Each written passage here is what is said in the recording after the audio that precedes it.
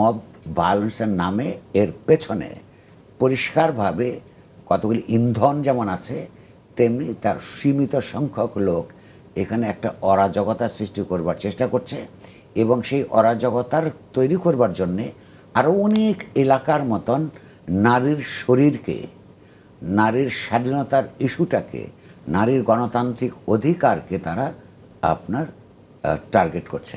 যা দেখিনি আমাদের ইতিহাসে, ঠিক সেরকম ঘটনায় বাংলাদেশে দেখলাম যে একজন নারী হেনস্থাকারীকে মব গিয়ে তাকে তার সাথে কথা বলে, তাকে বের করার চেষ্টা করে এবং আদালত থেকে বের হওয়ার পর তাকে ফুল দিয়ে বরণ করা হয়।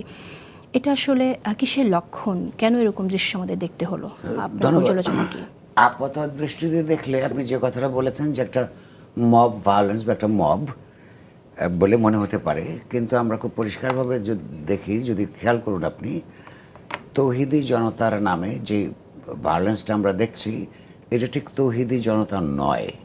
কারণ তৌহিদি জনতা এই দেশের গরিব কৃষক, গরিব মানুষ সবসময়, প্রধানত বাংলাদেশের যত বড় বড় গণতান্ত্রিক সংগ্রাম হয়েছে, সুন্দরের বিকাশের জন্য আন্দোলন হয়েছে, সেগুলোতে একটা যথোপযুক্ত নেতার আহ্বানে তাদেরকে আমরা সক্রিয় অংশগ্রহণ করতে দেখেছি।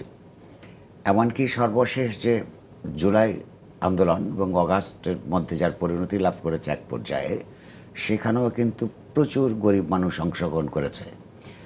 ফলে যেই মবটাকে বলা হচ্ছে সেটা আসলে মব নয়। আমি একটা প্রমাণ দিচ্ছি।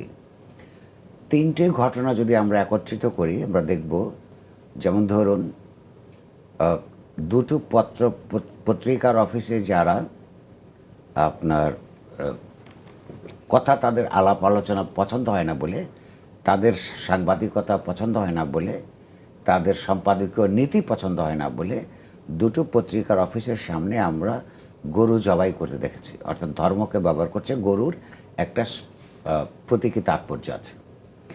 সেখানে যারা নেতৃত্ব দিয়েছে একেবারে তাৎক্ষণিক পর্যায়ে ওই পার্টিকুলার জায়গার মধ্যে, সেখানে 2-3 জন লোককে আমরা দেখেছি। সেই 2-3 জন লোককে ওখানে তারা কমন ছিল। আমরা ওই মেয়েটির সঙ্গে, ঢাকা বিশ্ববিদ্যালয়ের মেয়েটির সঙ্গে যখন দুর্ব্যবহার করা হলো, অত্যন্ত নিম্নমানের পুরুষতান্ত্রিক আচরণ করা হলো, যেই ছেলেটি করলো, তাকে যখন থানায় ধরে নিয়ে যাওয়া হলো অভিযোগের পরিপ্রেক্ষিতে, সেইখানে যেই সামনে কিছু লোক দেখেছি যাদেরকে তৌহিদি জনতা বলা হচ্ছে, সেইখানে ওই 2 লোকটা ছিল। আবার একই সঙ্গে যখন ওই অভিযুক্ত আসামিকে কোর্টে নিয়ে যাওয়া হলো, কোর্টের জামিন লাভের পর যারা, আপনি যে কথাটা বললেন, মালা দিয়ে অভিযুক্ত করা হলো, সেখানেও আমরা ওই 2টা লোককে দেখেছি। ফলে এই সংখ্যাটা খুব বেশি না।